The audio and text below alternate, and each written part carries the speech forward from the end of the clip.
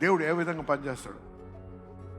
ఒక వ్యక్తి, ఒక మ్యూజిషియన్, ఆయన సంఘంలో కూర్చొని ఎప్పుడు తెలుసు కదండి, అంత కార్డ్స్, ఈ నోట్స్ అన్ని రాస్తారు మ్యూజిక్కి.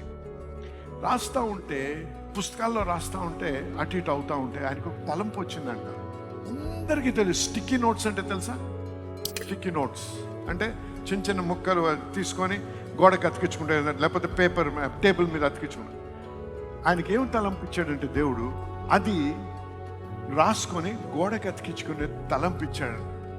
అది ఆయన చేశాడు. ఎక్కడున్నాడు తెలుసా? అది వచ్చినప్పుడు ఆ తలంపు సంఘములో దేవుని స్తుతిస్తూ ఉన్నాడండి. ఆ తలంపు రాగానే దాని గురించి ధ్యానించి ఎవరితో కలవాలో కలిసి దేవుడు అవన్నీ చేశాడు. ఇప్పుడు ఆయన మల్టీ మిలియనేర్ అయ్యాడు. హల్లెలూయా. దేవుని ఆలయంలో ఉన్నప్పుడు, దేవుని తలంపులతో ఉన్నప్పుడు దేవుడు నీకు ఏ రకమైన ఆలోచన ఇస్తాడో నీకు తెలియదు. ఈ రోజు నువ్వు పేదరికంలో ఉండొచ్చు, మరుసటి దినం నువ్వు గొప్ప ఐశ్వర్యవంతుడిగా మారగలవు. హల్లెలూయా. కానీ అది ఎప్పుడు ఆకర్షిస్తావు? ఆలోచన విధానం మారి దేవుని ఆలోచన విధానంలోకి ఏకీభవించినప్పుడు.